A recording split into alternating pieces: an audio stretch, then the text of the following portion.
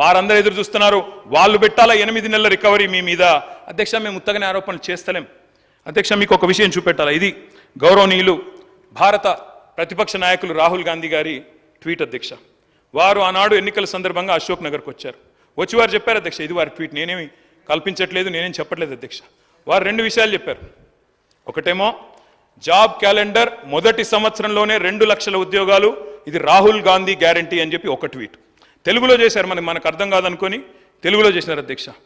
తెలంగాణలో కాంగ్రెస్ ప్రభుత్వం ఏర్పడిన ఏడాది లోపే 2 లక్షల నియామకాలను పూర్తి చేసి యువతకిచ్చిన మాట నిలబెట్టుకుంటాం. ఇది కాంగ్రెస్ నాయకులు పెద్దలు రాహుల్ గాంధీ గారు చేసిన ట్వీట్ అధ్యక్ష. యువతకిచ్చిన నేను వారికి పంపిస్తా ఉన్నాను తమరి ద్వారా.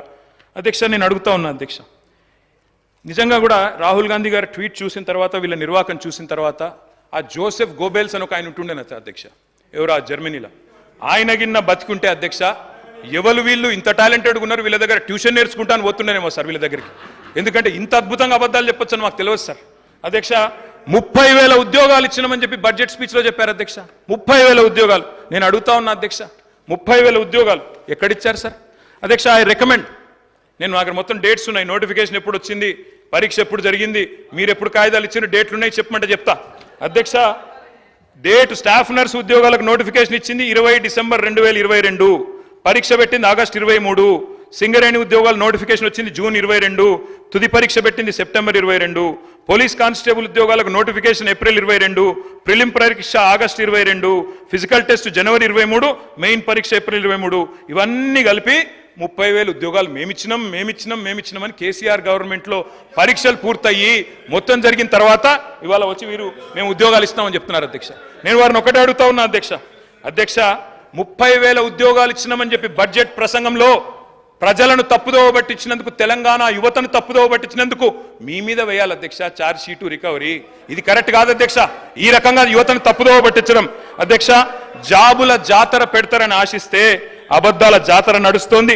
ఇంట్లో ఉన్న క్యాలెండర్ ఇంకో 4 నెలలు అయితే అది కూడా మారిపోతుంది, అయిపోతుంది. కానీ కాంగ్రెస్ చెప్పిన జాబ్ క్యాలెండర్ మాత్రం అత్తలేదు పత్తలేదు అధ్యక్ష. అధ్యక్ష, నేను అడుగుతా ఉన్నా, ఈరోజు ఆ రోజు అశోక్ నగర్కి ఉస్మానియా యూనివర్సిటీకి పరుగులు పెడుతూ పోయినారు. డిప్యూటీ సీఎం గారు నేను అడుగుతా ఉన్నా, అయ్యా డిప్యూటీ సీఎం గారు, మీరు నేను హౌస్ అడ్జన్ కాగానే పోదాం అధ్యక్ష, అశోక్ నగర్కి పోదాం, మీ ముఖ్యమంత్రి గారు వస్తానంటే వారిని కూడా తీసుకొని పోదాం, సెక్యూరిటీ లేకుండా పోదాం, మంచిగా పర్సనల్గా పోదాం. పోయి అక్కడ ఉండే ఏ ఒక్క యువకుడు, ఏ ఒక్క యువతి, ఏ ఒక్క చెల్లెలు చెప్పినా, ఒక్క ఉద్యోగం అన్నా ఈ ప్రభుత్వం ఇచ్చిందని చెప్తే నేను అక్కడనే రాజీనామా చేసి వెళ్ళిపోతాను అధ్యక్ష. ఒక్క ఉద్యోగం రేవంత్ రెడ్డి గారి ప్రభుత్వం, కాంగ్రెస్ ప్రభుత్వం వచ్చినాక కొత్తగా ఇచ్చినాము అని ఏ ఒక్క యువతి గాని యువకుడు చెప్పినా నేను అక్కడే రాజీనామా చేసి రాజకీయ సన్యాసం తీసుకుంటా అధ్యక్ష. ఒక్కరు చెప్పినా నేను చెప్తా ఉన్నా అధ్యక్ష, అక్కడే సిటీ సెంట్రల్ లైబ్రరీలో ముఖ్యమంత్రి గారికి, ఉప ముఖ్యమంత్రి గారికి, మా పార్టీ తరపున, తెలంగాణ యువత తరపున 1,00,000 మందితో పౌర సన్మానం కూడా పెడతామని చెప్పి నేను చెప్తా ఉన్నా అధ్యక్ష. అధ్యక్ష, ఈ రకంగా చెప్తాను అధ్యక్ష. 10 ఏళ్ళు కూడా ఏం చేసినామో చెప్తాను. ఇంత అద్భుతంగా అసెంబ్లీని పక్కదారి పట్టిస్తున్నారంటే ఆయన వాగ్దాటితోటి 10 ఏళ్ళల్లా మరి గత తెలంగాణ ఉద్యమంలో ఇంటికో ఉద్యోగం ఇస్తామని చెప్పి మోసం చేసి మీరు ఉస్మానియా యూనివర్సిటీకి 10 ఏళ్ళల్లో పోలేని పరిస్థితి తెచ్చుకున్నది మీరు. ఆయన చెప్పే ఉద్యోగాల కథ ఎట్లున్నదంటే కోట శ్రీనివాస్ గారి యొక్క కోడి కథ. నోటిఫికేషన్లు ఇస్తే ఇచ్చుడు, ఈసారి మళ్ళీ ఓట్లు వేస్తే మళ్ళీ తర్వాత ఉద్యోగాలు ఇస్తాం, అట్లా ఆశ పెట్టుకుంటా మీరు మోసం చేసుకుంటూ వచ్చిర్రు. మరి ఆ 34,000 ఉద్యోగాలు 10 ఏళ్ళ అధికారంలో ఉండి మరి మీరు ఎందుకు ఇవ్వలేకపోయారని చెప్తున్నా. ఎందుకు ఇవ్వలేదు?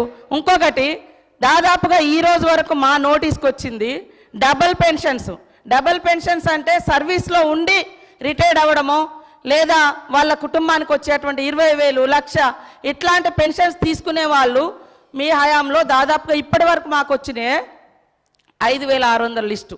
లక్ష్మమ్మ గారు కూడా 24,000 పెన్షన్ తీసుకుంటుంది సార్. సరే, లోకల్ అధికారులు రికవరీ చేసినట్టుంది, అది మా నోటీస్కి రాలేదు.